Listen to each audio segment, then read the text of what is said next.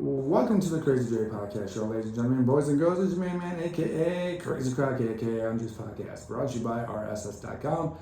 I'd like to thank Spotify, Apple Podcasts. I'd like to thank everybody out there that's listening to this podcast. About this particular one is going to be about fantasy football, fantasy sports, sports in general. We'll try to get to everything. We'll primarily just talk about fantasy football, and maybe then we'll talk about other sports. Maybe Michigan State football, something like that. It just depends. We'll try not to elaborate too much about the last week podcast. Last week games, week one, because we could be here forever. And you know, it gets a little tough to just focus if you got 3 more games to do, folks. So bear with us. My buddy Griff is back on the show.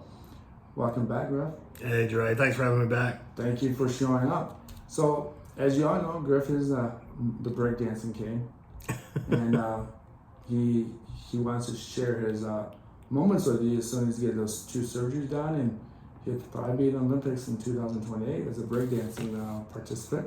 Oldest Olympian ever. Not for wrestling, but breakdancing. Maybe you'd be better than the Australian girl. We'll see. All right, folks, here we go. So, we'll just go right down to the games itself.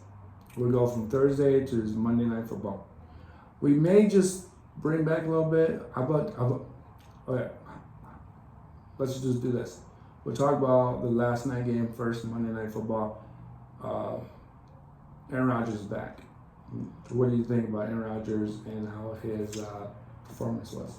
Yeah. Good to see him back on the field. The NFL is not quite the same without him, right? Just such a legend, but... good to have him back. It looked like he was still able to hit some of his targets. I think Garrett Wilson had 11 targets. I think Allen Lazard had 9. Obviously, still had some chemistry with Allen Lazard from their days in the Packers together. Really stout defense by San Francisco. I think, obviously, Aaron needs more time with his receivers and to kind of work together to get their timing right. I know Allen Lazard had 1 touchdown with Aaron Rodgers. The second touchdown he got came from Tyrod Taylor. So, so keep that in mind when you're looking at some of these stats here. Was Rodgers to Lazard was only 1 touchdown, not 2. Not that they're going through a complete domination phase. I would say that Garrett Wilson still for sure will be the top wide receiver though for that team.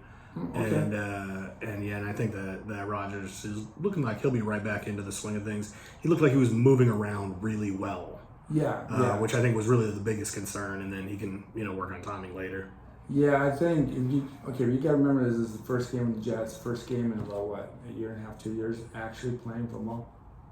Yeah. So other than the 4 plays that he had. So literally, come on, think about this. I think the Jets might have something. Again, you can't really take away much about the 49ers, even without McCaffrey. Yes, Mason had a huge game.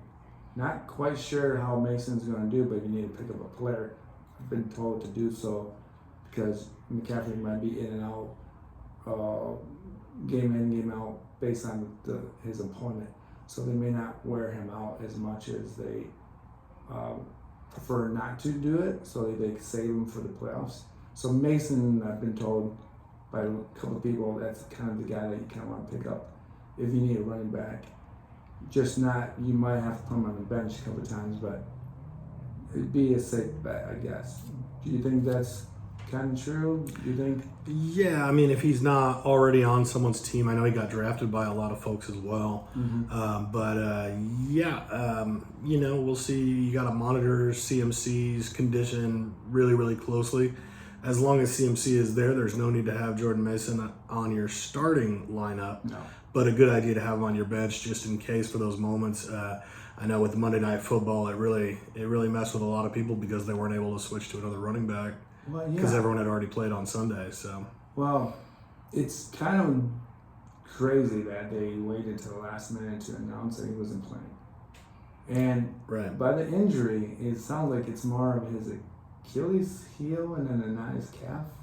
Yeah, they said calf, but was it calf? Yeah, it's lower calf. So that to me is kind of concerning because the calf goes, Achilles heels goes next. And if he gets Achilles heels, that's what took down the Trojans, or Troy, whatever, or Brad Pitt in that movie. I remember that's the only thing. That's what took down Brad Pitt. That's what took down Brad Pitt, is Achilles. So, think about that. I think 49ers are going to be the team to beat. You go back for Sunday Night Football game, even we're talking about Detroit Lions, Rams. I think Detroit Detroit was mediocre. St. Brown wasn't really effective. Laporta wasn't really effective. I think they took the lead, 2 touchdowns. I know that, but it seems like they didn't know how to play the Rams, even without Puka out because of his knee injury, and he's going to be out for 4 to 6 weeks. But it seemed like they didn't play until overtime. Any ideas? What do you think about that game?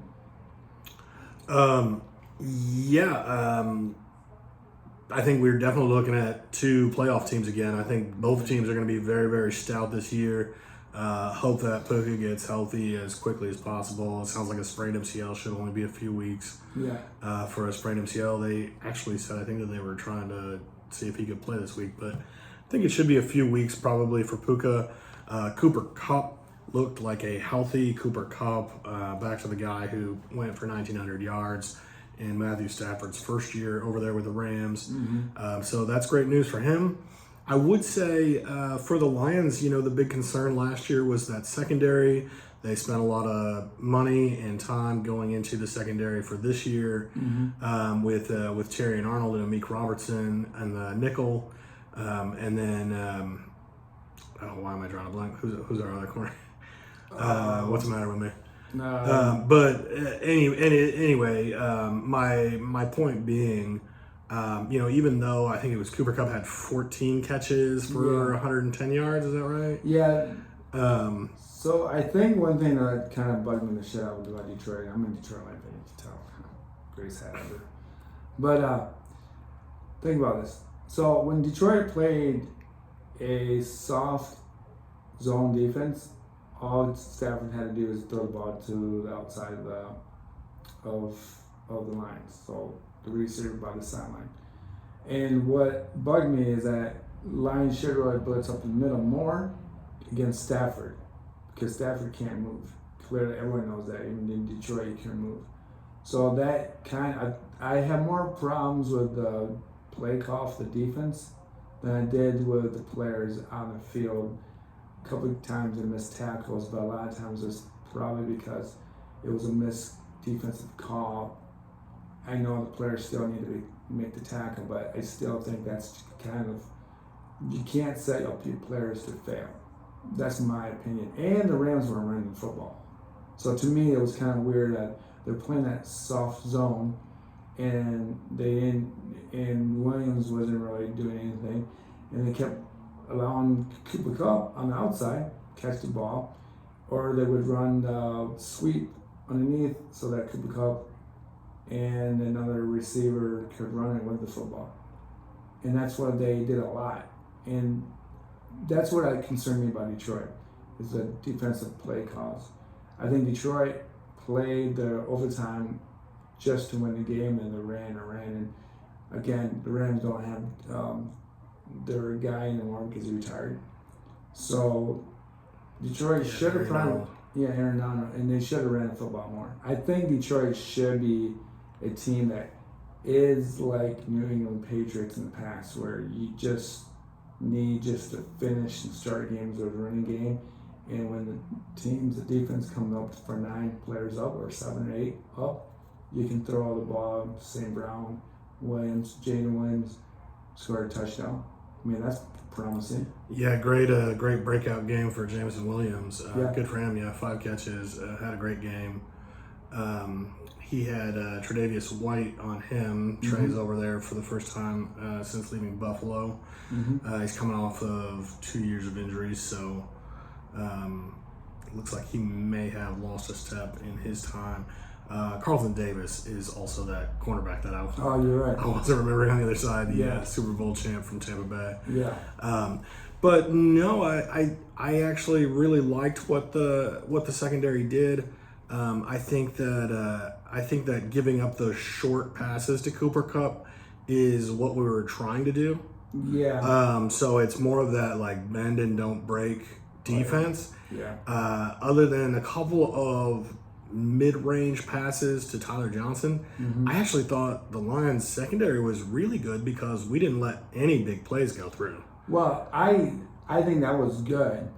I just thought that they should have blitzed more up the middle so that Stafford couldn't just sit there. Well, and then you always have to worry about Kyron Williams though with the run game, and I think that shout out not just to the defensive line, but Alex Anzalone was all over Kyron Williams everywhere he went. It was Anzalone was doing another tackle, so I think Kyron Williams finished with 2.7 yards per carry. Yeah. And Anzalone was all over him. The defensive line looked fantastic. Yeah. Marcus Davenport was already making a name for himself. He got a half a tackle out there. And then Aiden had a sack, of course. At the end of the game. But pressure all game long though. The left tackle was hurt going into the game, and then a second left tackle went down for the Rams. Yeah. So they were on to their third guy. They moved the right tackle to the left side, and then brought in a backup right tackle. Yeah. So trying to move into a new position and then having Aiden Hutchinson be the guy across from you is not good. That's tough. Aiden only one sack, but he was all over it all game. Yeah, that's always going to be Hutchinson. I think his speed, his adrenaline is always going to be there. The question a lot of people think about Hutchinson is he going to be that sack kind of guy? I kind of don't think he will because he's just, to me, he isn't built that way. Even Watts was bigger, bigger. To me, he just had a different type of strength. I think Hutchinson, when moving him around a little bit, I think I would move him more to the weakest offense line guy, and then that way he can take advantage of that situation. I feel like that's the way I would deal with Hutchinson.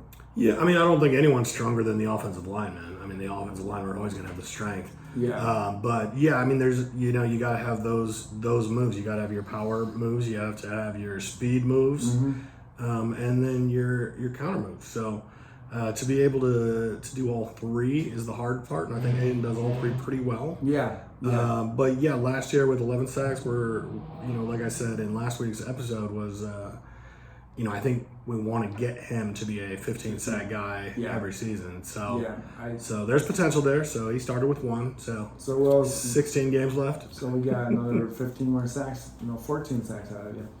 Moving on to Prime TV, Mr.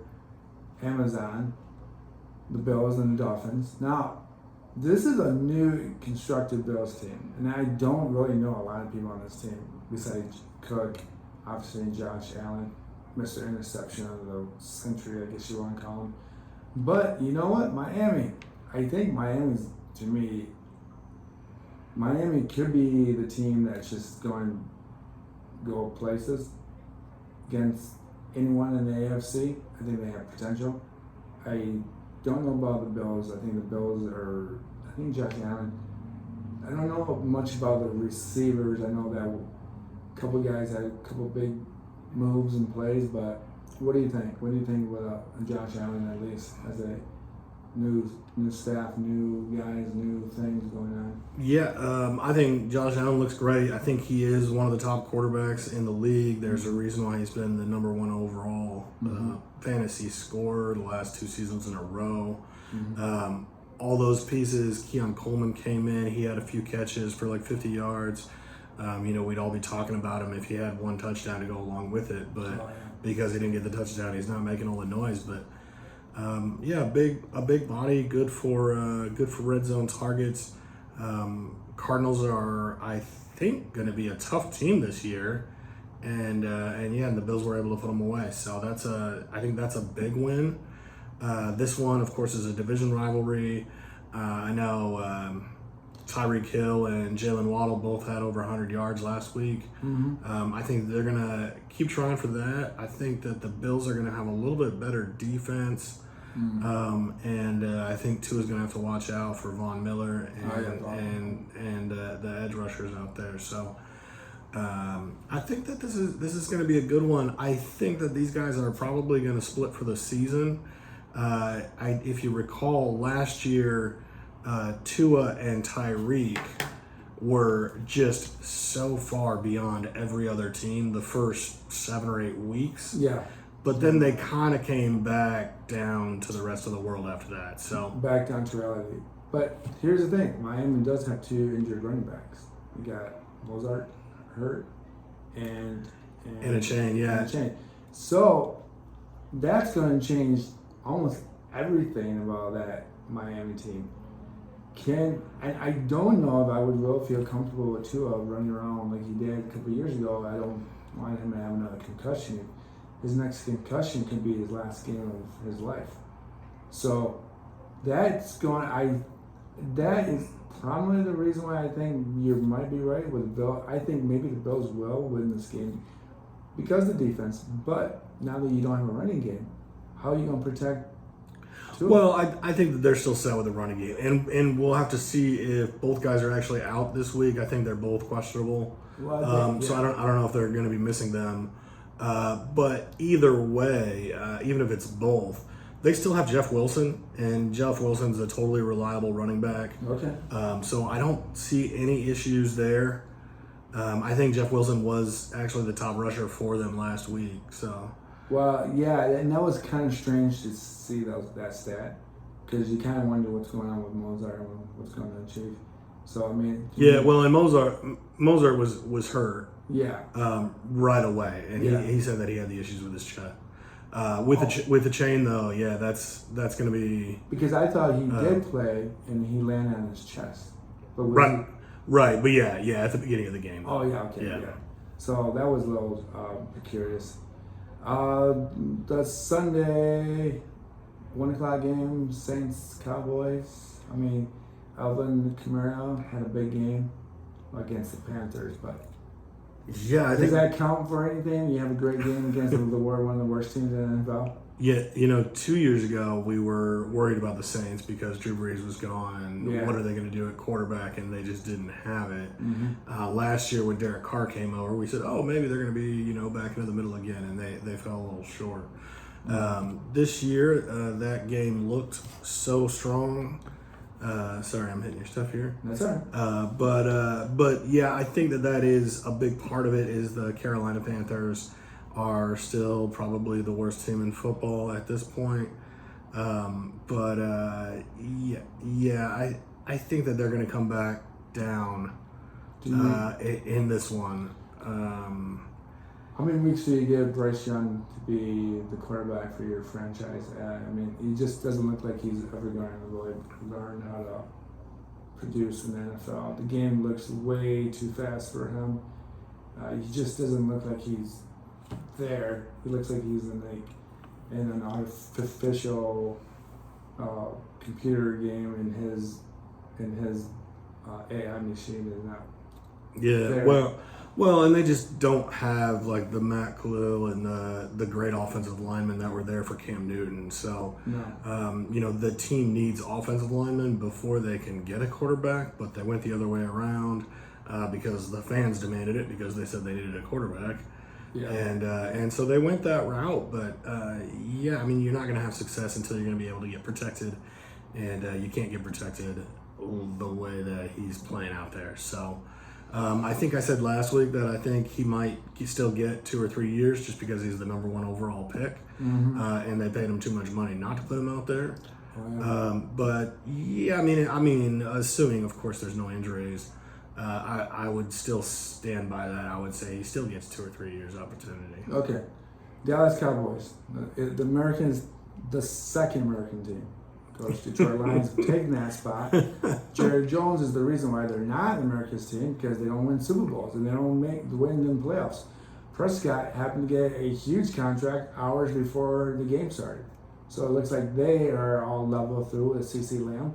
It looks like CeeCee Lamb and Prescott will be in a 4-year marriage with the Dallas Cowboys, and their stepdad, Jerry Jones, will managing the rest of the team.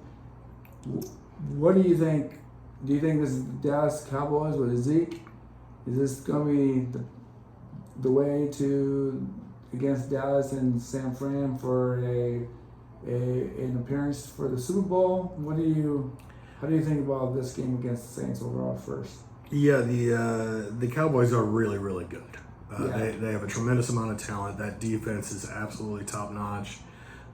They lost Dan Quinn as their defensive coordinator, but then they brought in Mike Zimmer. Mike Zimmer was, the defensive coordinator for the Cowboys back in the 90s when they won the Super Bowl back in 95. Oh, you're right. When they beat Pittsburgh. So, you're right. So he's been around for a really long time. And he was, there in Cincinnati for a long time and then went off to Minnesota. But he's been really, really successful for a long time. I think he was there that 1 year that Buffalo played well when they had like Mario Williams and Kyle Williams and all those guys. So everywhere he goes, his defense wins. And so I don't think that they really lose a step all season. We saw Michael Parsons still look fantastic yesterday. He ran over He just pushed the whole he just pushes himself through the offense line just to get to Deshaun Watson. And again, huge disappointment. We'll get to that Cleveland Browns scenario in a minute. But yes, it's a fiasco for Cleveland Browns. I feel bad for Cleveland because they are basically us for a long time, and we have taken the next step to the promised land. And Cleveland is clearly in Hades, Greek mythology. So I feel bad for them. So based on the game itself, Saints, Cowboys, who do you think is going to win? Yeah, I definitely like the Cowboys here. I like them by about 7.5. So and they'll be at home. Yeah, I don't see the Cowboys losing this one. But with all that, do you want to just move into the Browns game then? Yeah, let me get to that on my site. Cowboys. All right. Oh, here we go. At 1 o'clock, CBS, Browns, Jaguars. Jags are minus 3.5 total, 41 over under. I mean, what else could you say? Chubbs isn't playing. Deshaun Watson is going through a court system again, and now the Browns organization will now have to comply to the NFL and by the law of what was going on with that. So, what do you do with a guy that's getting paid $200 and some $million, and now he's not doing anything? No, he just looks like I can't even explain it. You take it away. I just can't explain this guy. Well, and obviously last year when he did eventually come back, he was not the same guy that he was in Houston. Oh no. But he might still be able to come back and do that. He had DeAndre Hopkins then, and that really made a huge difference in Nuke's prime.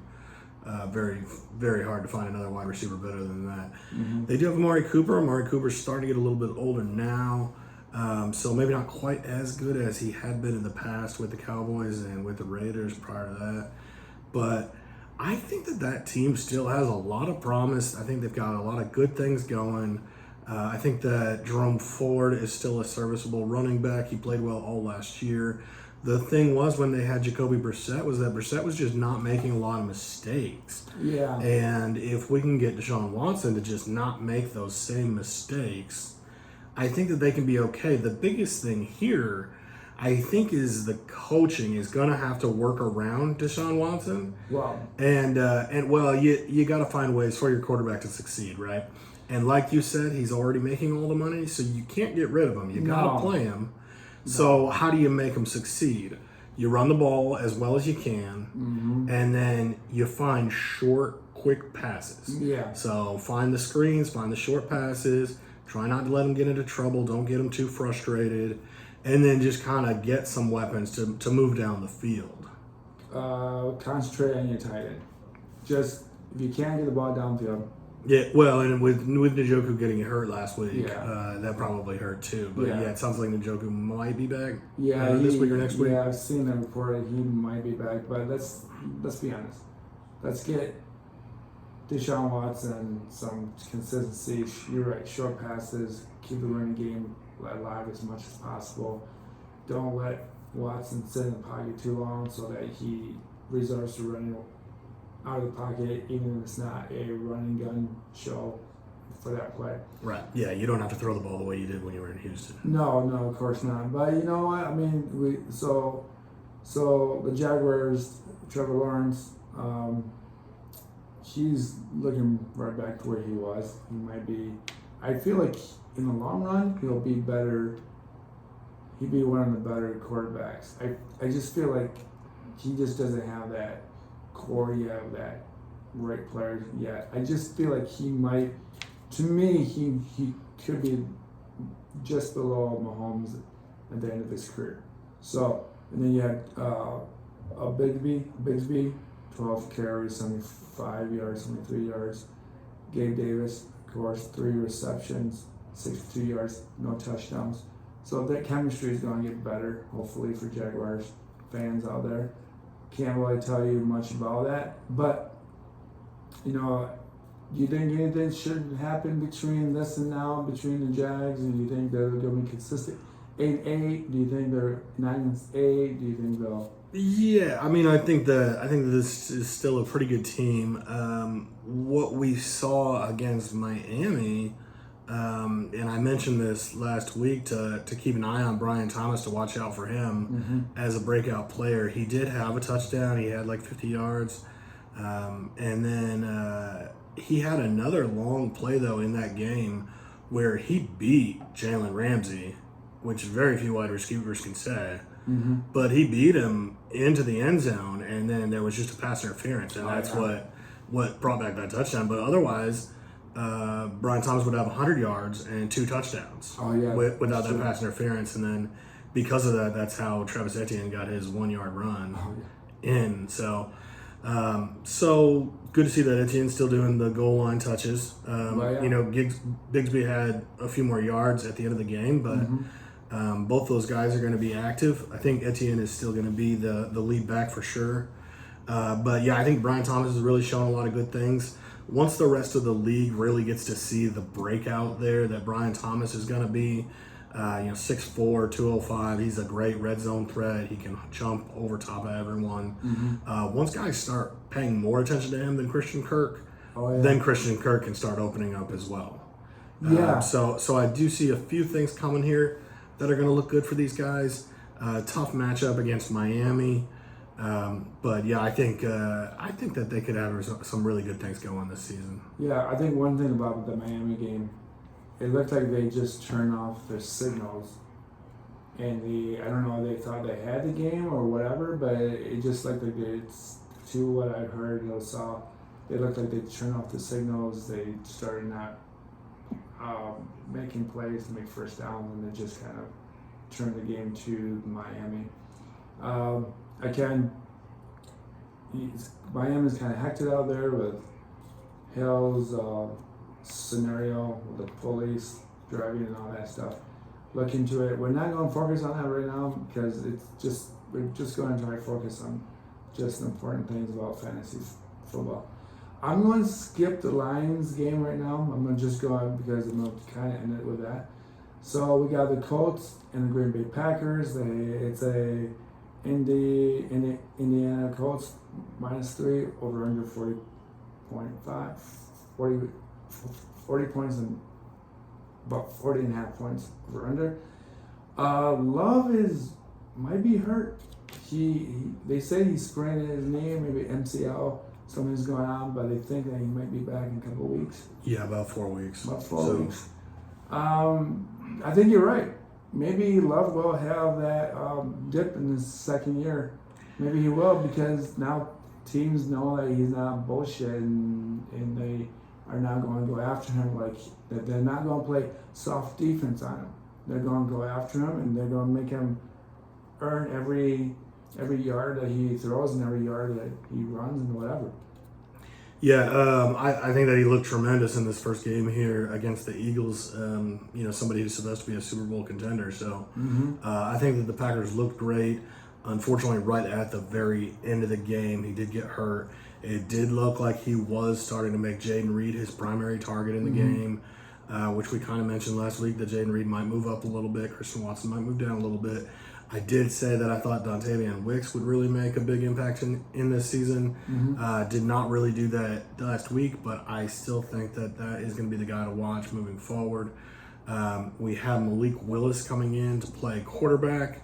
He was projected to be an early first-round pick a few years ago. Ended up slipping down in the draft and had to wait until the next day to actually get picked. So he had a little bit of trouble in Tennessee. He wasn't really great in the little bit of time that he got over there. And he kind of moved down the depth chart, and that's where Will Levis came in. With Green Bay, I'm not sure that Willis has it all going on enough to really keep up with this one. We did see the Colts had a really fun game with the Texans.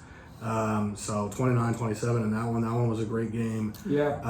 I'm curious to see how Anthony Richardson does. So much athleticism, but still only about a 50% accurate quarterback. I think that in this game, the defense for Green Bay is really going to have to come after him. And really rely on their corners, Jair Alexander and those guys, to really take care of things in the secondary. This one could be a fun one. But I think the Colts are going to take it down. Okay. I kind of agree with you. Without Jordan Love. Jordan Love. That's probably the reason why. You concerned about after week one, Richardson being the top running back for the Colts, and he had 56 yards running and 1 touchdown. He had 2 touchdowns, 1 interception, 212 yards week one. Any concern about the running game for the Colts? Yes. Well, that was part of the concern too, right? Is that he's kind of a mobile quarterback, so is that going to take touchdowns away from Jonathan Taylor? They did both get a touchdown, so that's good to see. So Taylor will still get his touchdowns. I'm not worried about Taylor. First game, Anthony Richardson's just coming back to the team here. He didn't get a lot of time with him last year. So I think that one's going to take a little bit of time to develop to be really good, but I think that Jonathan Taylor's going to be just fine. Houston has a phenomenal front seven, so they're not going to have a lot of people running big on them anyway. Okay, that makes sense.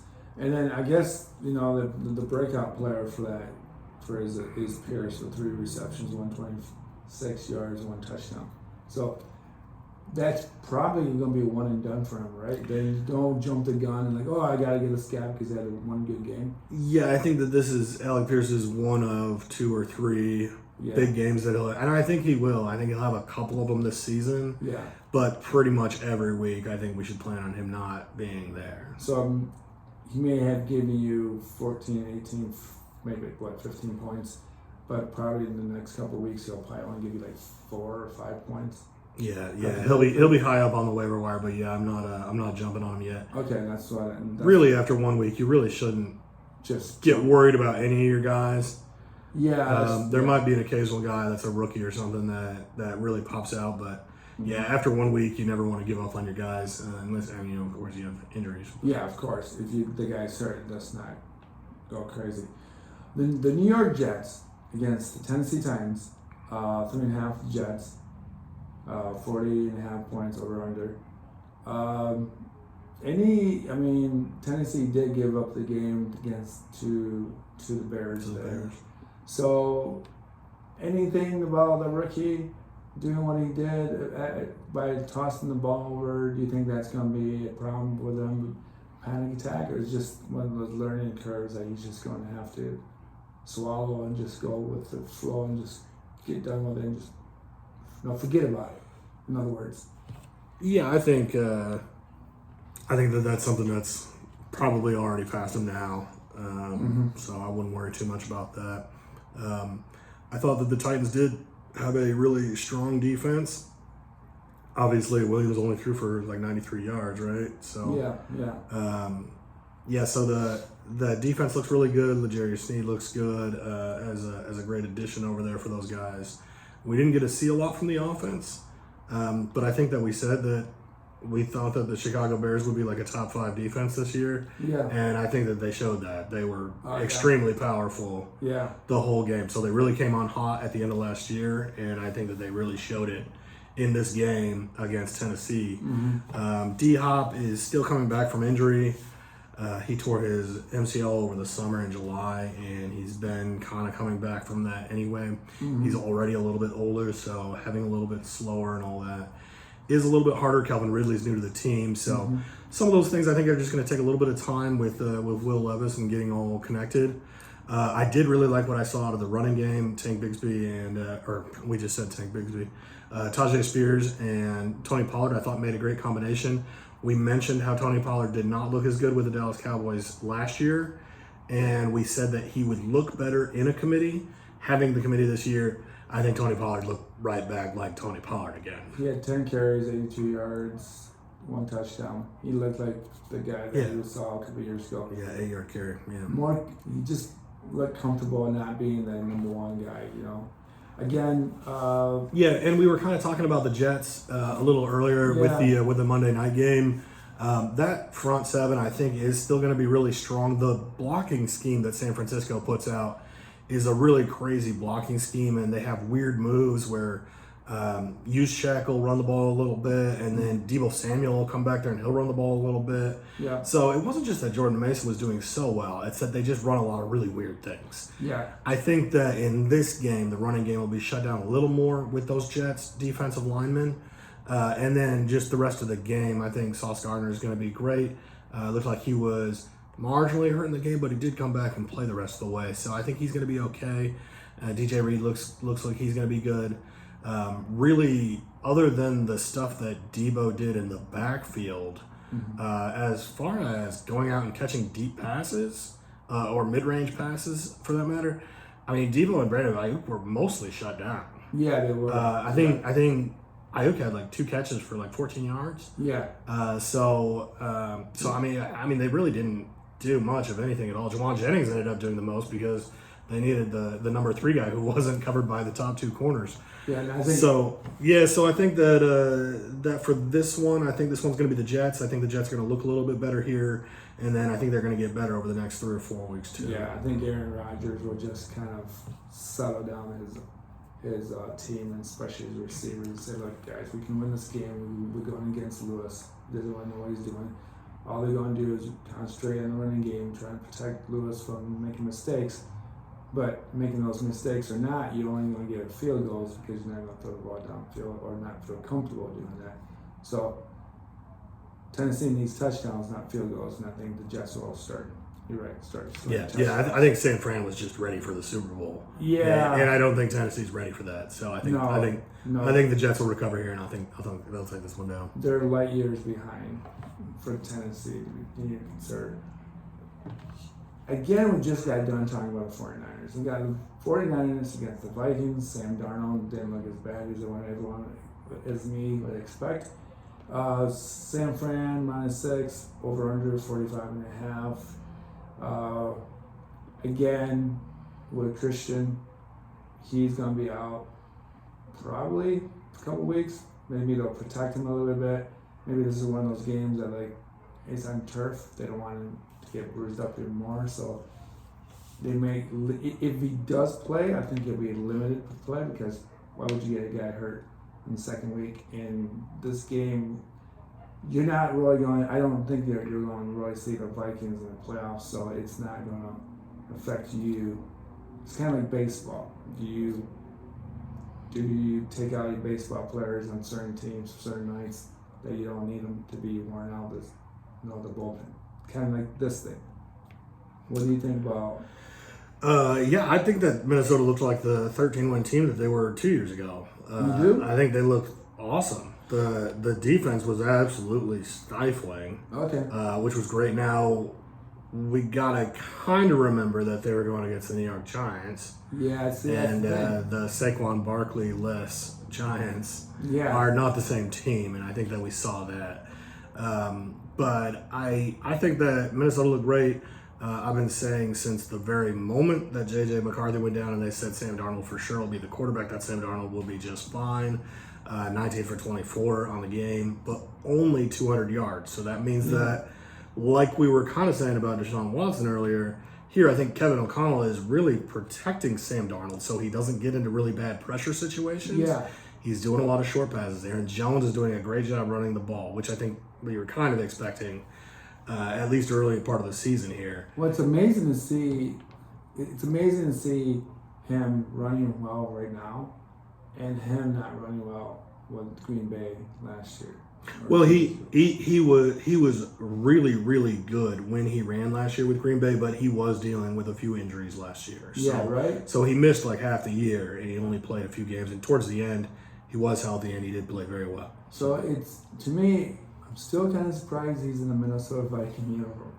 I don't know why Green Bay didn't just say, "You're a Green Bay Packer. Stay with us. Just trust me." Yeah. Well, they got Josh Jacobs, so Yeah. So that's a good piece to have. But yeah, I think Minnesota looked really, really good. I think that they very well could be a playoff team. I think that they might be replacing the Green Bay Packers in that playoff spot. yeah. And I think that we said that last week too, was that I thought the Packers were going to regress and come back down. I thought they might miss the playoffs. Especially Minnesota, I think, is the team that replaces them there. Yeah. In this particular game, I think that those 49ers looked like they were the best of the best of the best. Yeah. And so, yeah, I think that they're going to find another way to win with or without CMC. Kyle Shanahan really makes things happen out there. So until we see something where someone looks like they're finding a way through that, I think every week we probably just got to say San Francisco every week. Yeah, they didn't. Yeah, I just don't know how you're going to stop them. I mean, unless Detroit beats them in the playoffs. Well, not even when Detroit beats them in the playoffs. Yeah, when. Now I just thought that. So here we go. We're moving on. Now, this is going to be a tricky game. It's a 1 o'clock game on Fox. The Seattle Seahawks, the Patriots. It's a 3.5 for Seattle. It's 37 over under. This is going to be a really weird game because both teams are 1-0, but you didn't really expect the Patriots to be 1-0, even though their coach hasn't been around forever with that team and playing and as a coach, as a defense guy, but now he's a head coach. So, any great takes or not takes? I mean, you got Geno Smith against Brissett. Any big? Yeah, I mean, my apologies to the New England Patriots. Me too. I said what incredible garbage the team was this year, and I choked on my words. So, I did say that I thought the team would be better under Jacoby Brissett than they would be under Drake May, and I think that was true. Jacoby didn't do a lot, but he also didn't do anything wrong. So I think I also said earlier today when he was with Cleveland last year that he just didn't make mistakes. He just kind of got them through the game. And I think that's what he did here. The defense played really, really well. And Cincinnati obviously was out of sorts. T. Higgins wasn't out there. Jamar Chase had been dealing with everything that he was dealing with. Joe Burrow and his. So that whole team, they just seemed like they were totally out of sorts. I'm not sure if it was all defense or if it was just that the Bengals looked really just not in sync together. Wow. But Ramondre Stevenson had an awesome game, had 125 yards rushing. I think he had 25 carries. I think that as long as Jacoby Brissett or Drake May is the quarterback, I think Ramondre Stevenson needs to have 25 carries. Wow, yeah, you're right. So he had 25 carries, 120 yards, 1 touchdown. But you can do that when the game's close or when you're ahead. Yeah. You can't do that when you fall behind. So. Of course not. But you still have to be able to run between the tackles and gain yards for your team to keep moving on. That's something I didn't see last year, maybe because who was last year's cornerback for New England? Mac Jones. Maybe that's why he had such a bad season, because Mac Jones didn't clearly know where he was at. Again, another player that might not be in the NFL in another 2 years. And he's with the Jaguars too, right? Yeah, he's backing up. I mean, so sorry to hear that for you, buddy. But who do you think? You think the Patriots will win? Do you think Geno will come through? I thought Geno looked pretty good. Mm-hmm. And so, if he can play the way that he was playing 2 years ago, that defense looked very, very good. And they still have the weapons out there. So I think this one goes to the Seahawks. Mm-hmm. I'm not as opposed to the Patriots now, but I think that the Seahawks are probably a good enough team that they're gonna end up with the W here. You got Walker the third with 20 carries and 102 yards, 1 touchdown. He looked really nice. Yeah. Well, and Charbonnet sniped a touchdown from him too. So. Oh, you're right. Really, Charbonnet had a nice game, but yeah, that's 2 rushing touchdowns. Oh man, for the team. Lockett had 6 receptions, 77 yards. And Metcalf, what's going on with Metcalf?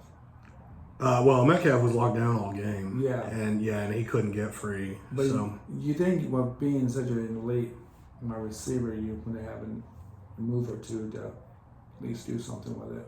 Yeah, well, that Patrick Surtain is top 3 cornerback, and Surtain was on DK all afternoon. Okay. 2 of the almost worst teams in the NFL, New York Giants and the Commanders. This is kind of tricky. In a 1.5 for Washington, so no one knows who's going to win the game. Both sides. 43 and a half over under. Both teams are 0-1. I think Fox is going to play soccer for that area. so that the New York Giants and Washington, they at least got a promise with a quarterback that can maybe come there. Yeah, all the rookie quarterbacks really struggled yesterday. Every single one of them that started. So yeah, I think that we'll kind of expect that for a little while here.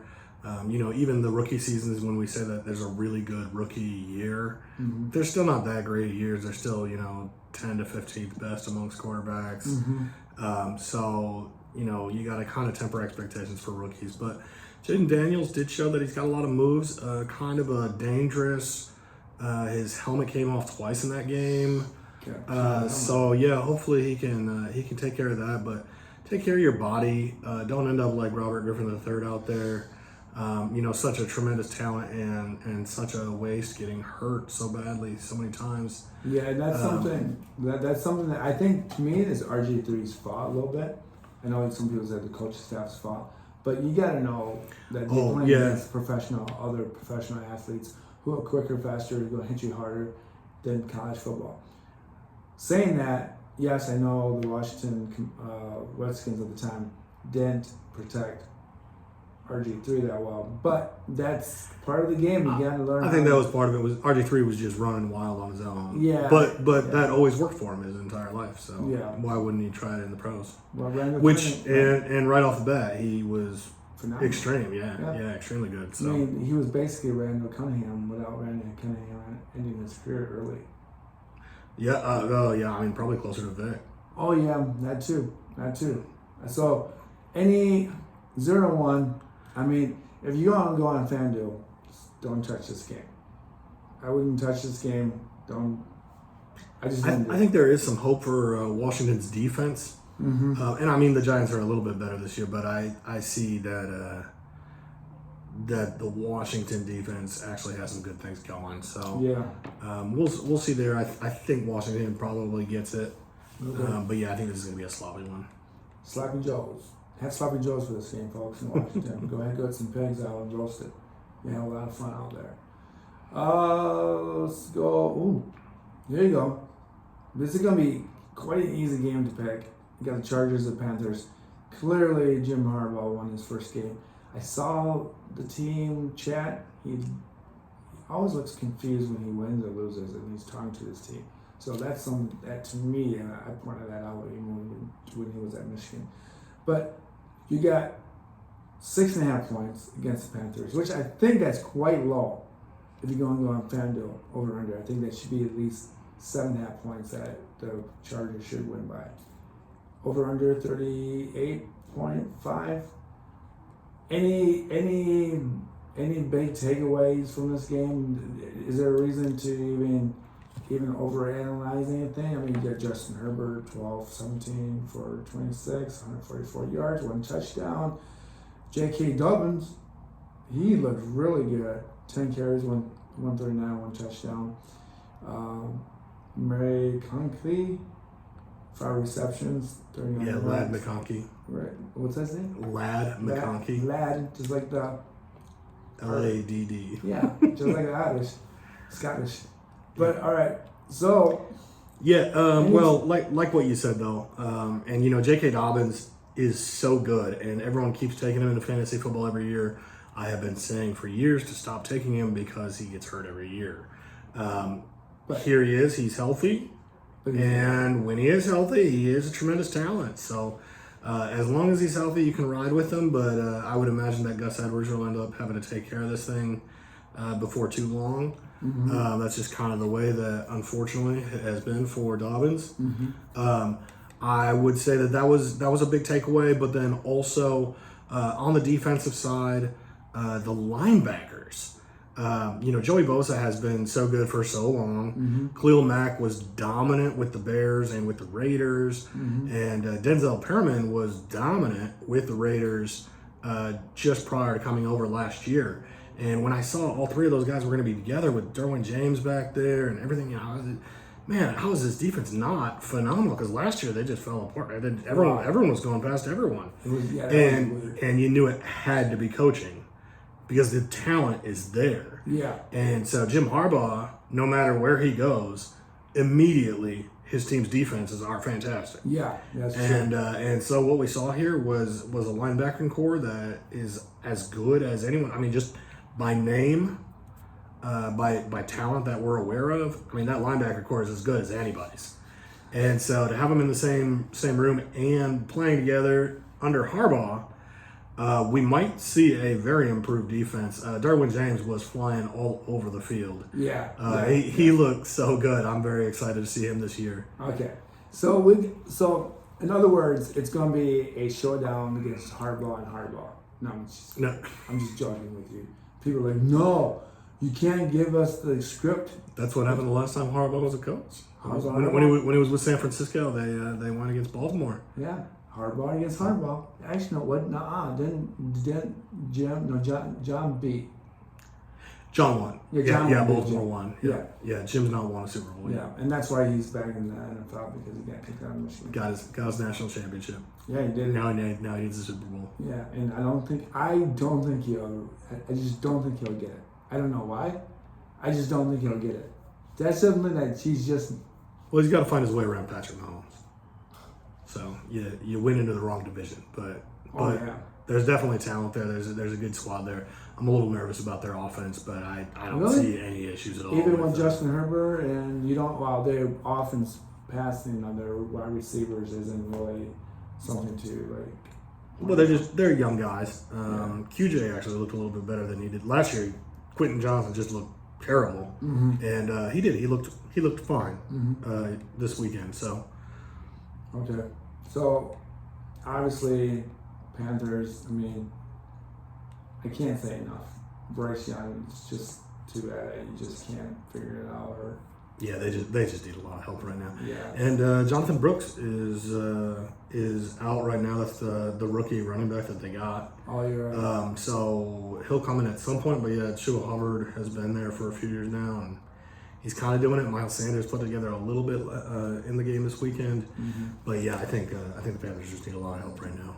Yeah. So I think that's a safe bet for every week, but you're not going to make a lot of money on that game. So even if you put that in a parlay, I mean, unless you give the other team against the Panthers a over under 7-8 points or 3.5 points more than what FanDuel is giving you, so you could win that money that way. Speaking of the Harbaugh brothers, we got the Ravens and then we got the Raiders. You know what? I just heard on ESPN or the news about Johnny said that people question about Henry's running game and all that. And John was honest. It's going to be a committee of everyone playing one week. It could be Hill. It could be someone else the next week, and they just don't think they're going to concentrate so much on Hill. And that's kind of the way that John is going to try to set it up. Against the Raiders, what's your take over the... Yeah, well, and just hitting on that running game real quick, I think that Derrick Henry is going to be just fine. I'm not worried about that at all. No. With Justice Hill, he did come in. He had some nice catches there against Kansas City. I think that Kansas City has Chris Jones, who's down there in the middle of the defense, who can't stop any running back coming at him. So Derrick Henry ran him over a few times, and then Chris Jones stopped him a few times. So that's just like the best running back and the best defensive tackle going at each other right there. So that one I'm not too worried about. I think Derrick Henry's going to be just fine. I think Justice Hill's going to be great as a nice pass catching guy out of the backfield. I think that's going to be great for a few plays in every game. But then what the big difference was for me was that they were saying that they were really trying to have Lamar run the offense. And so rather than the offensive coordinators doing it and all that, they're going to have Lamar try and control more what's happening on the field and all that. Well, I think what I saw was just a whole lot of him doing play action or, option reads where he went on, took the ball. Well, the problem with that is that that's what he did early in his career, that's how he got hurt. Because that's what he knows. Yeah, don't let him just go run with the ball. You have Derrick Henry. Let him eat. Yeah. And then let Lamar sit back there.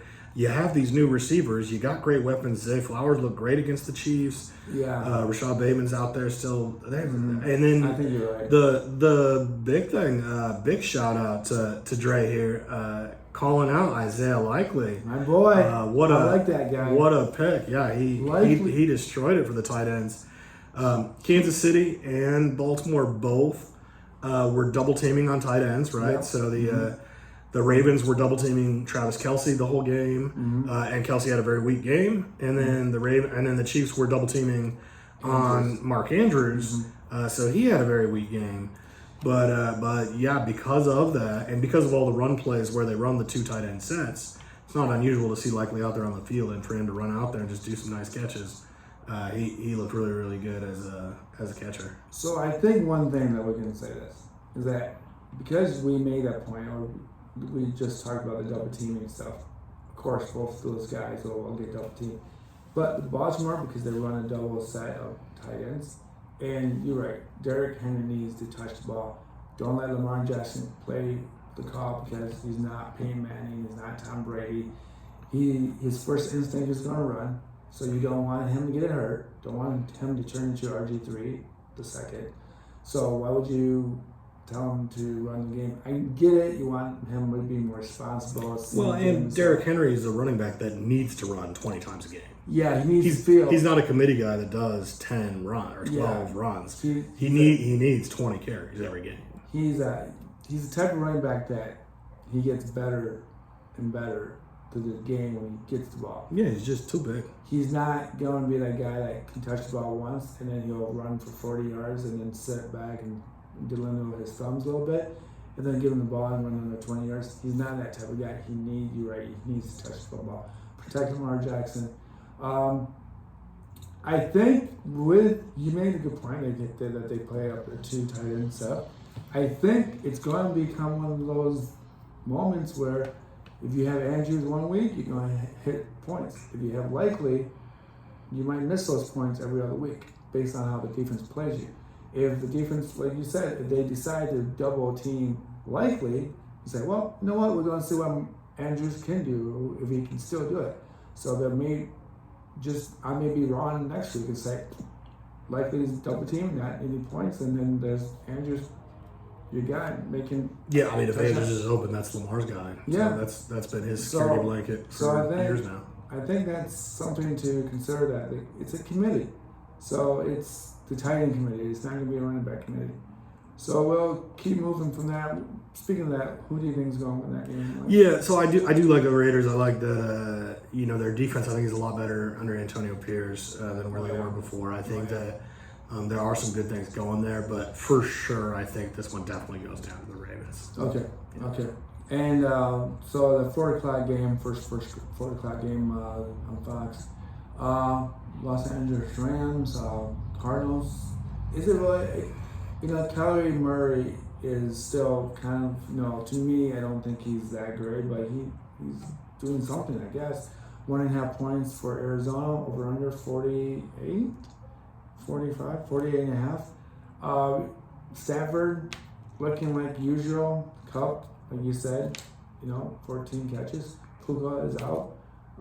They probably will rely on Kyrie Williams probably more this week to fill out the balance. Yeah, I think that Kyron should do better this week. They're going to have Kaiser White, who is every bit as good as Alex Anzalone. Mm-hmm. So Kaiser White might be stopping Kyron, but I think that Kyron's going to be all right. Let's see how that offensive line situation goes for the Rams. See who's healthy. But I think this one's going to be very similar to both of their Week 1 games, the Rams and the Lions, and then the Cardinals and the Bills. I think that both of these teams are two of the better teams in the NFC. I think that as long as Kyler Murray has been healthy, which last year he was not, he didn't play until week 11, was it? Or no, I think it was week 9. Yeah. But as long as Kyler Murray's healthy, he has been a top 5 quarterback in fantasy every year. Yeah. So he's great, and he runs around a lot. He gets you the extra points from running. And then he's got Marvin Harrison Jr., who did not do very much in this one. But of course, we do expect that to turn around very, very quickly. That just might be a matter of timing with him and Murray together. But yeah, I don't think that there's any issues with that one. We did see that Murray hit a few of his regular guys. Wilson looked good out there. And then Trey McBride last year looked good. We said that he might have a breakout year this year. I think that he looked really good in this game against Buffalo. I would imagine that he's going to be very, very good again, Trey McBride, that is, in this one. But yeah, in a very, very tough game, assuming that the Rams' offensive line holds up here, I think the Rams win, but I do think that this one's going to be a really close, good, fun game. Could this be the game of the week just to watch? Yeah, definitely. No matter where you're Rams or not Rams or Cardinals fan, it's probably a good game to just entertain yourself. You know what? Pittsburgh Steelers, how did I not know that Justin Fields was going to start? I just went on and on about it. Why would you even try to go with Russell Wilson, old man Russell? It's not Goff.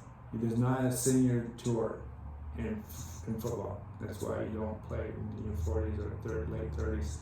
But Steelers, Broncos, Bo Nix looked pretty good. He didn't look good, but he had his moments. He did throw a lot of bad passes. He tried to push the ball into a double, triple coverage. And that's basically him in his Oregon uniform thinking that he can get the ball into a certain spot with better defense, and that proved him wrong. So, Steelers, I think the team itself will improve immediately with Justin Fields. I think what he'll just have to learn how to do is run the offense and not run first. And Tomlin will probably just break down the game a lot easy for him. Yeah, I think that the Seahawks defense was really stifling last week. They moved around a lot, which can be confusing for rookie quarterbacks. I thought Bo Nix did an all right job. He didn't really make those crucial errors as far as the interceptions and all that go. So I thought that he kind of held his own okay. I thought that the offense seemed kind of out of sync. They could not get the run game going the whole day.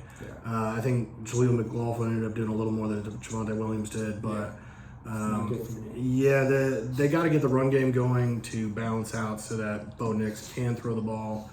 Like we said last week, like Trey just said now, I think Justin Fields just should have been the guy out there anyway. I think that I said last week that this is probably Russell Wilson's last chance to be a starter in the league.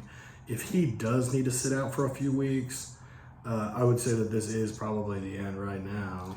That might be his last start. I just don't know why he would even question. I think Tomlin is such a. I mean, Fields did not look good. No, but still, I just feel like. What I would do with Justin Fields is basically have him do a 3-step back, pass the ball, 5-step back, pass the ball. You're going to go to your repetitions, A, B, and C. 1, 2, 3. 1, now there, 2, now there, 3. Dump it off to the running back, or that guy's covered. You run up the middle, slide. You gain 2 yards. It's better than taking a sack or throwing an interception. I just think that Justin Fields is a stubborn little kid that he won't listen to people. I think that certain players are like that, and no one's going to talk about it.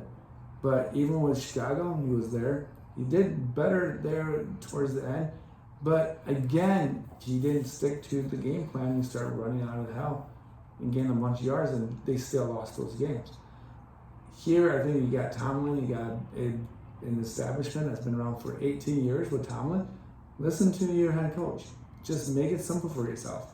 You don't know what you're doing, and let the coaches coach you. I just think that he's able to be coachable, but he won't listen. He just won't listen. That's my perspective. He's got a talent. I think that he can listen. I think that he can adapt. I think that if we're talking about fantasy football, not just the NFL, for fantasy purposes, I think Justin Fields can be an absolutely phenomenal guy for you. He was 5th or 6th amongst all guys. He had some very, very huge weeks with Chicago 2 years ago. Last year, things slowed down a little bit. There were some injuries. There were some other things going on that kind of slowed him down. But yeah, I think that with Najee and Jalen Warren and that run game, I think that that's going to be great for him. I think that the receivers really need more, and I think I said George Pickens. I don't think is a good number one. I think he had like 8 targets. I think he had 6 catches or something like that. And he's going to get volume, but I think the next best. I think Pat Freiermuth had like 4 targets. So I mean, there's just nobody to throw the ball to. So I think we are going to see Justin Fields out there, and I think we're going to see him running a little more, just because there are so limited options. Pretty sloppy week 1. I think that this game probably gets a little sloppy. I think that it's really going to come down to the defenses, and I think that Pittsburgh's probably going to end up with a W. Yeah, that makes sense. I mean, I think you just have an experienced coach with a semi-more experienced player, Fields, over a rookie quarterback, Bo Nix. I think it was Bo Nix's 2nd and 3rd year. I would almost go with the Broncos. Yeah, I mean, both Super Bowl winning head coaches. But yeah, I think the overall the Steelers just have a little more on their team. Yeah, that's true. This could be actually the real game of the week. The Cincinnati Bengals, Kansas City Chiefs, new and old rivals, young guys, Joe Burrow, Mahomes, meet up again. 1-0-1 Bengals, 1-0 Kansas City. It's at Kansas City. Is this a moment to think about? Is Joe Burrow a little bit over his head? Is he overconfident about his image? Has his image gone to his head that he can't produce or make chemistry with his receivers? I mean, that game last week against the Patriots, right, was really weird to watch. And I picked him on my stupid suicide pool office line thing. I think they were an 8.5-point favorite. Yeah, they were. And I thought that, you know what? I mean, you got Joe Burrow, you got, Chase, and you got the rest of the team, the defense. Don't know what happened to the defense. They just didn't show up. And then they're just, I don't know about Joe Burrow. Maybe Joe Burrow's overhyped. Maybe he's just not the man. I don't think so. I think that they're going to come back and they're going to be just fine. It might take a couple of weeks though. So kind of like how we started earlier. I mean, these Chiefs and Bengals really have had some fun matchups at the end of the season and into the playoffs over the last few years. But right now, the Bengals just don't have things together. They need a little more time together. T. Higgins is going to be an important piece. I think you said last week, Tyler Boyd's in Tennessee this year, so not having that number 3 that I have is, I don't think he's putting together the same kind of season as Tyler Boyd had previously. Getting T. Higgins back will be a big thing. I think that they have some talent at tight end now as well. Mike Gesicki's up there now, the old Miami and New England tight end. Well, actually, he caught a huge pass. He was a phenomenal catch. He almost did. Oh, did he not catch it? In the end zone, he had one, and it looked good, and just dropped it right at the last second. But to be honest with you, saying that guy, Gesicki, it's surprising that he did really well a couple of years ago and he kind of disappeared, and he appears in Cincinnati. He might be the comeback player of the year because if he starts catching those, I don't know if you're going to be able to stop Bengals. But Joe Burrow, I think I feel like he needs to slow down with his image thing and just play football. Play football, get your stuff going, give the ball to Zach Moss, get him moving so that your play call for deep passes, mid-range will ultimately open up. And that was another thing too with the run game with Zach Moss and Chase Brown. They were saying is going to be a committee this year. Yeah. And we did see Chase out there a little bit, but Zach Moss was definitely the better runner. Yeah. Chase did have a few catches in the game, but I think that as long as Moss continues to do well, I think he had a 4.5 yard carry per yards per carry. Mm-hmm. So I think Zach Moss is going to be great. Kind of like a Joe Mixon out there. I think he's going to really take over as the main guy. But I'm not worried about the team. I think that this week they're not going to be together yet. I think that they still need to take a couple weeks to get in sync. Probably week 4, I think then Cincinnati will start looking a little more like Cincinnati. Okay. But I think that the Chiefs probably run away with this one. But the Bengals need to start winning games because if you go 1-3 and then you're trying to play catch up, it could be a long road for you.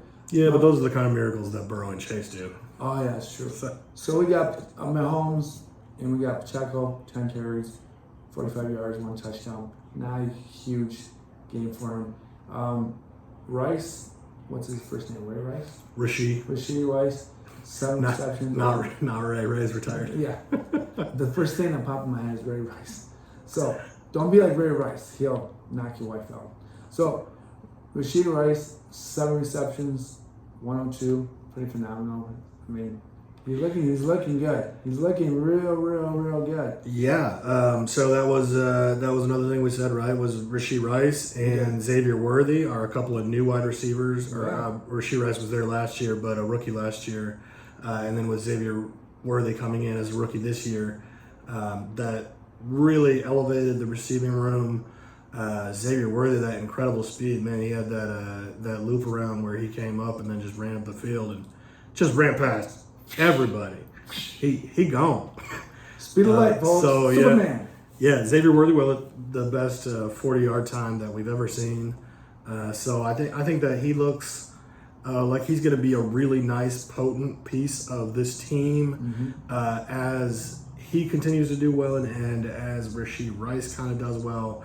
We'll also see that teams will have to stop double teaming Travis Kelce, and then we'll see Kelce come back to his usual form as well. Yeah. They still got to work on that Jawan Taylor, though. That's last season he was the most penalized guy for false starts. He keeps jumping early. Well, you know what? And in this game, he was right back to his ways. Well, you know what? If people have been saying last game that the Baltimore-Kansas City game, was that the Baltimore-Kansas City, right? So they say that if you watch the film, that the offensive line guy was off the scrimmage line, and they didn't call it at all against Kansas City, at Kansas City. Now we got controversial stuff. And when it happened to Baltimore, they threw the flag. It's kind of like, in other words... What's that? You mean the receiver? No. Actually, one of the offensive line guys. He was over the line, or he was back behind? No, behind. You have to be set up in line. Yeah, for the illegal formation. Yeah. So, and I did see that a couple times when I watched the game, and then I watched it on a YouTube video and then making out clearly conspiracy theories and all that. But they call that like, that you gotta make those calls. So, yeah, and that's something I hate about football now is that if you gonna make calls, make it to both teams get the same call. Don't have the strike zone wider, shorter for certain teams in baseball. I'm kind of using it as a well, and baseball something might have been missed, but they did say that this week 1, was the most penalized for illegal formation calls. And it should be that we've ever had. And it should be because it's the first game. Yeah, not just the Ravens and Chiefs, but yeah, everyone's been doing stuff. So okay, we got 3 more games. We got the Bears, Sunday Night Football, Texans, Sunday Night Football, NBC, Peacock. 1-0. Actually, 1-0 Bears and Texans 1-0.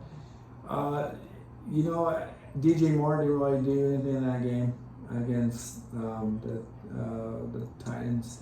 I had a little mixed feelings about the Bears. I don't know kind of where they're going to be because Caleb Williams is his first game, second game getting out against the Texans.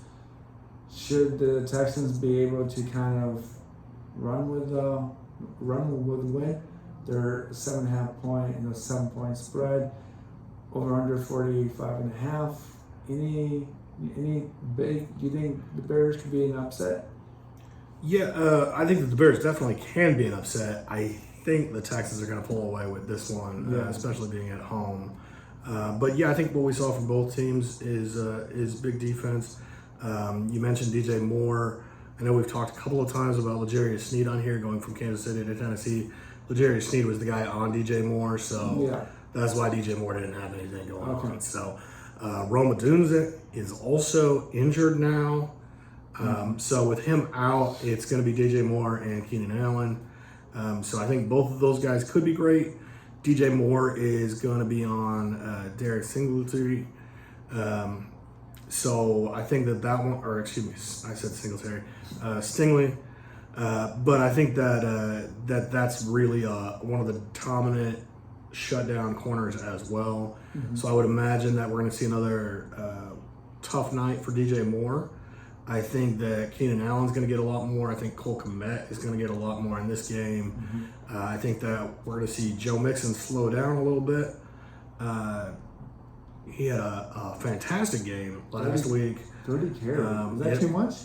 Well, and 30 is a lot, right? But, not. But that's what they needed, right? So I mean, you got C.J. Stroud. Let's throw the ball to Diggs, right? Diggs is not even the number one receiver right now. And 6 receptions for Collins and 117. Yes, I know it's the first week. Sorry, don't panic. But still, Joe Mixon, 30. He's not going. I don't think he's going to be able to do that every week. He's going to get hurt. Yeah. Right? Well, and I mean he's a very durable back. He is getting a little bit older now, so I mean you want to be careful with that. But I think that he's just fine. Dameon Pierce is back there behind him too, so if they need, they can make other moves. Mm-hmm. I don't think that they had to because he was running so well. They just let him keep running hot, and it was working. So so they let that one go. They were having a little bit of trouble with the pass game. Mm-hmm. I think what we're going to see kind of the rest of the year here is similar to what we saw in that first one where Tank Dell and Nico Collins are going to be the outside guys. Stephon Diggs is going to work more into the slot, and he's going to end up with more catches and everything than everyone else anyway. Because it's a slot receiver. Well, yeah, and he hasn't done it in a long time. At Buffalo, he was an outside guy. At Minnesota before that, he was an outside guy. But if you'll remember early on when Adam Thielen first started doing well, Thielen was doing well as an outside guy, and Stephon Diggs was the slot guy. Oh, you're right. So early on they did that, and then they swapped it the next year. And then Diggs went to the outside, and they made Adam Thielen the inside guy, and that's when Adam Thielen started getting 100 receptions every season. Oh, yeah. But Diggs going back to that kind of slot position, I think we're going to see him with a lot of catches this season. But I think you are going to still see Nico Collins and those guys get touchdowns. This week, with the Chicago Bears out there, Jalen Johnson. I think Jalen Johnson and Sauce Gardner are the two top corners in the entire league. I think that they are the absolute best shutdown guys that there are out there. All respect to L'Jarius Sneed. But I think those are the guys. So I think Nico is really going to be shut down in this one. Okay. And DJ Moore is going to be shut down in this one. Okay. And then we're going to be going with the other guys from there. So I think Keenan Allen, Cole Kmet are going to be your guys that you're going to want in this one. Mm-hmm. You can try with DeAndre Swift, but I think that kind of like what we were saying with Jonathan Taylor, how he's kind of slowing down. I think that the Texans front seven is going to slow down the run game there with Swift. Yeah, Swift. Like I said before, I'm gonna keep repeating like an old Christian storybook. Basically, Swift to me doesn't. I've always felt that he is the guy that was really talented in high school, really somewhat talented in college. Big expectations, but never really a true hard football player. Take that with a grain of salt. Some of you guys can probably think I'm wrong, but you know, I would never pick him up for my fantasy football league, even if I needed a running back, because he only had like 6 touches and 28 yards, something like that. But Monday Night Football, again, this is weird. The Falcons are 0-1. It was supposed to be an elite team. And the Eagles look like they they're ready for the Super Bowl, are ready to go into the playoffs. 1-0, 6.5 for Philly, 47 over under. Any concern about Kirk Cousins and Bijan Robinson and that whole shebang, the whole group? Yeah, so I think that's kind of what we were saying last week, was that with Kirk, he's not just coming into a new team on week 1 with new players. It was that he was actually hurt all the way through the spring and the summer and through the preseason. Like if we had been in the middle of the year, last week would have been the first week he actually would have been available. Okay. He would have been doubtful the couple of weeks before, maybe questionable the week before, and then not played. So he literally has no time with these guys at all. So I think that the Falcons actually look pretty good, considering. Very exciting, just like Aaron Rodgers. I think that Kirk Cousins looked mobile enough to be able to kind of move on his feet a little bit. He's not like a big running quarterback, but to be able to move your feet a little bit inside the pocket is important with all the defensive linemen coming at you and blitzers coming at you. So I think that's good news that both guys look like they're mobile enough to at least be out there on the field. But yeah, Bijan Robinson I think really needs to take over as the dog out there. And Kyle Pitts I thought had a really nice game. He looked good. Ray McCloud had a nice game. I would not expect that. I would plan on him just to continue to fall a little short. Well, he's got 4 receptions, 152 yards. Yeah, he looked a little better out there. Yeah. But yeah, I would hope that some of those go back over to Drake London, so their number 1 receiver can get his fill. But like we said, Drake London's kind of underperformed his entire NFL career so far. So yeah, we'll see how that goes. He's had rough quarterback play, but yeah, we'll see how it goes with Cousins here. But yeah, probably same thing here with like the Cincinnati and the New York Jets. Probably 3 or 4 weeks in before the quarterback really gets comfortable with the team out there. Okay. He didn't have much of a chance even through the preseason to play with those guys. So of course not. He's kind of building chemistry and stuff with those guys just from talking to them, but he hasn't been able to really throw the ball, stepping the right way and all that. So he's just now there. So I think that the Falcons are going to be okay at the end of the year, but yeah, for right now, the Eagles and Packers game, Jordan Love just got hurt at the very end of that game, but that whole game looked like the Eagles and Packers were both right back in step for the playoffs. So, so that was a big-time game. I think that the secondary, again, for the Eagles is going to be a little bit weaker. They got to make sure that they're protecting on the deep end. Okay. But unfortunately with the Falcons, I don't think that they have that much of a deep threat offense. No. So that's going to be the hard part. The defensive line and everything's really good for the Eagles. So I think otherwise the Eagles are going to be looking good on this one. I think the Eagles probably win this one by a touchdown. Okay. Jalen Hurts, 20 for 34, 270, 2 touchdowns, 2 interceptions. Barkley, 24 carries, 100 yards, 2 touchdowns. Whoever guys, Barkley in the fantasy football league is looking promising for you guys. AJ Brown, AJ, only 5 receptions, 119 yards, 1 touchdown. Well, and they were just running the ball so well. Yeah. Kind of the same thing with Joe Mixon, right? If it's working, why stop, right? Yeah. Don't break I would say something of note there, and congratulations to Saquon Barkley for the 3 touchdowns. We were kind of talking last week. Mm-hmm. Will Barkley get the touchdowns? Will he get the goal line? Will Jalen Hurts get that tush push like he's been getting? I would say on this one, all 3 of Barkley's touchdowns did come from a little bit further away. Mm-hmm. And we didn't have exactly right on the goal line, but every time there was like a 3rd and 1 situation, they did run with the tush push for Jalen Hurts. So I would imagine anytime that the Eagles are down at the 1 yard line, I would say watch out for that. Yeah, Jalen Hurts will end up with a touchdown instead of Saquon whenever they get that close. Oh, yeah. But yeah, Saquon is just as good at running 10 yards in to get his touchdown. Well, you're supposed to do that. That's what you're running back for, right? Yeah, I think Saquon's going to be great. So we're going to end the game, end the podcast with the game of, because we're in Michigan, I got a Lions hat on and I'm going to be wearing my Lions hat almost every week now. We got the Buccaneers in the Lions. We got Mayfield against Goff. Mayfield looking really good.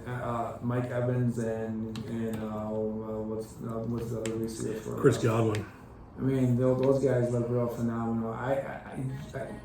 It's ironic that Baker should be in Cleveland, but he's not, and he's doing very well in the Buccaneer homeland. So Detroit 7 points over under 51.5. I would not pick Detroit 7.5 points. I might pick Detroit minus 4.5 or 4. I think the casinos are giving them a lot. I think the fans might be on the blue Kool-Aid a little bit too much, but I get it. I'm a Lions fan. I want them to crush everybody, even Stafford. Sorry, but this is not going to be a guaranteed game for Detroit.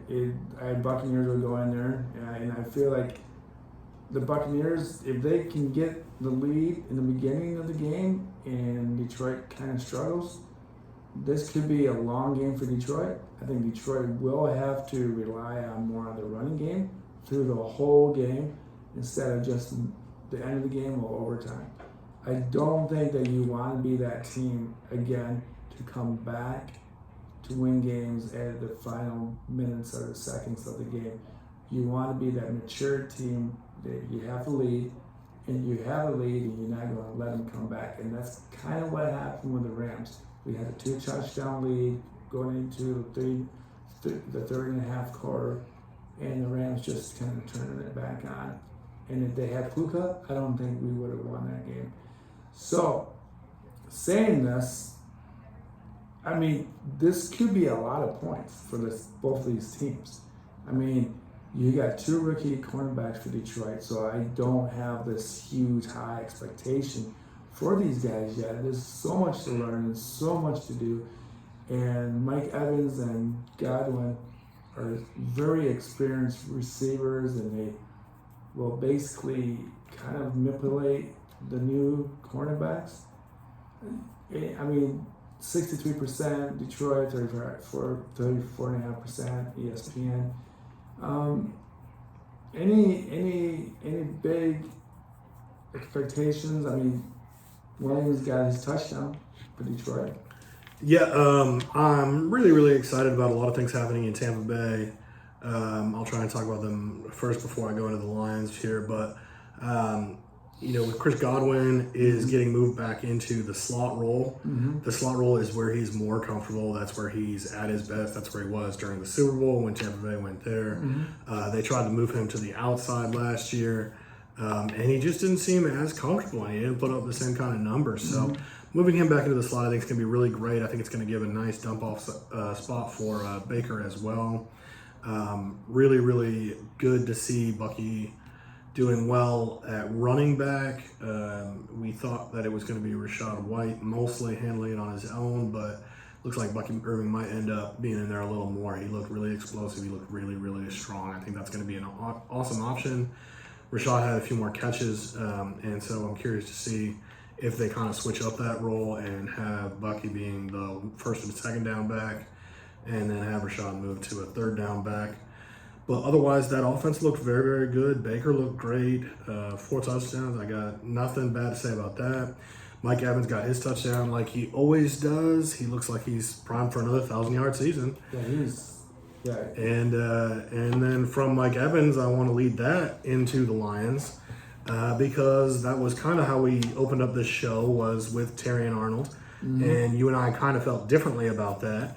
You thought that Terry and Arnold didn't do a good job because Cooper Kupp caught so many balls. Yeah, I thought that Terry and Arnold did a good job because he let him catch balls within 10 yards, but then stopped him or got him out of bounds. Yeah. And you know, there's good and bad to both of that, right? I mean, as long as he's catching the ball, they're still moving the ball down the field. Yeah, and I hate that. I said I was more disappointed in the defensive calls. More than actually the player itself. I'm expecting Arnold to make mistakes here and there, and I'd rather have him do it in the beginning of the season than towards the end.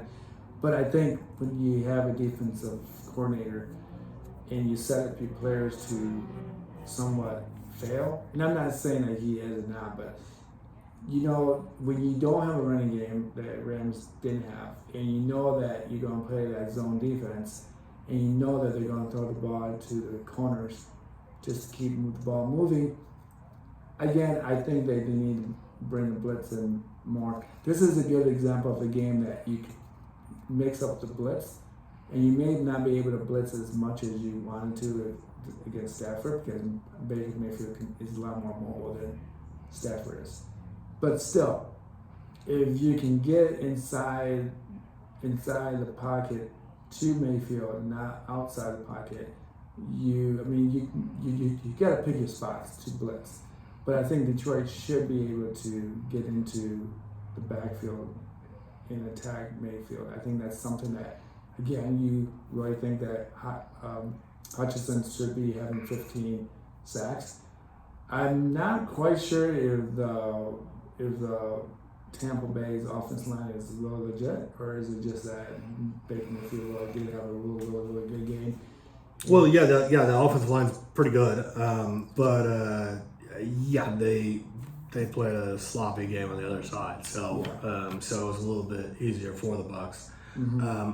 But back to Terry and Arnold, though, the comparison with Cooper Kupp there doing those short passes over and over and over again. Yeah. The difference in this game is going to be Terry and Arnold on Mike Evans, where he's that more traditional 6'5" big wide receiver. Can you cover him? Yeah. And this is going to be the type of matchup that we want to see if Terry and Arnold can keep up with, because this one, Mike Evans isn't going to beat you with 5-yard catches. No. He's gonna catch 10 yards out. He's gonna catch everything that gets thrown to him in the red zone. Yeah. And so that's where you want to see if you can beat him on that. Yeah. So this is one of the all-time greats. This is a future Hall of Famer in my opinion, with Mike Evans. So let's see Terry Arnold in his second pro game, how well he does. And I think that'll kind of give us a better range of how good he is, rather than against the Cooper Kupp with the short dump offs. But yeah, with the rest of the defense, I expect good things. Hopefully we can do a good job at stopping both of the running backs and applying a little bit of pressure to Baker. Baker, I don't think felt as much pressure last week, and once he starts scrambling a little more, hopefully we can throw him over his game a little bit. Yeah, that's the thing. And back to the offensive side for the Lions, I would expect a much bigger jump here for Jared Goff. Obviously, we ran the ball a lot, and the thing was that the Rams were doing a really good job at defending our receivers, and Amon-Ra St. Brown was getting shut out.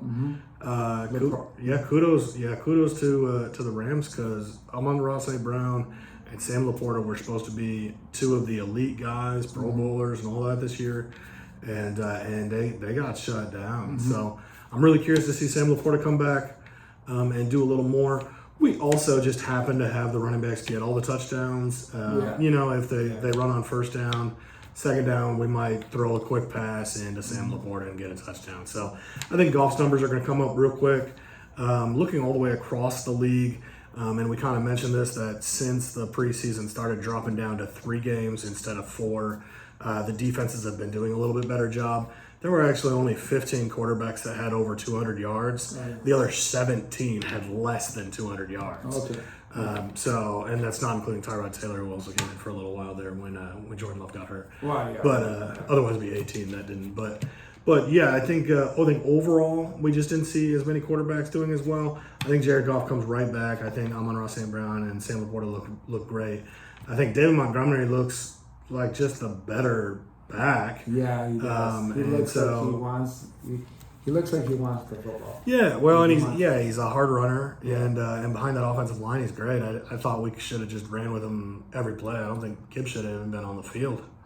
But But you do think that St. Brown will probably see less of the ball because of Williams. If Williams keeps improving, St. Brown may not get as many touches because if you get a deep pass, it's there. St. Brown will be crucial for slot receiving and 3rd down and 5s and 3rd down and 6s. I think you keep him there. He's not going to lose as many touches, but he may lose yards. That, I think, might happen if Williams starts catching more footballs. Well, I think that St. Brown might stay about where he was last year just because I think that J-Mo might stretch the field so deep that it'll pull the safeties off of Amon-Ra St. Brown. Yeah. So he'll get more one-on-one coverages that he was not getting last year. So I think he could be just as good if J-Mo has a big year. I think Amon-Ra St. Brown might be just as good as he was last year. Mm-hmm. All right, ladies and gentlemen, I think we're going to set it up to end it. Fantasy football. It's like an hour and a half. It's less than what we did last time. Thank God. Because that was that hour and 15 minutes. Was like, that's a long time. Yeah. That was almost like too much struggle just to keep focused. But here we go. Thank you for listening to the Crazy Dre Podcast Show. Episodes about fantasy football, week 2. Hopefully you guys get enough information. We kind of make it bland. We don't want to pick clearly the winners and losers of fantasy football because who wants to be wrong, right? So we want to be like politicians. Give the answer without giving the answer, right? Watch your president and the vice president debate tonight, folks, or whenever you can get it. So there we go. Thank you, Griff, for showing up again. This is a lot of fun, man. You know a lot about fantasy football. I don't know. I mean, you just know. I mean, there's just your brain's like spinning in sports. It's amazing. Thank you for showing up again. We'll be back. Well, air this on Thursday. He'll be back next week, Tuesday or Monday, whatever, depending on what's going on. And everyone else there, thank you for listening. Peace, love.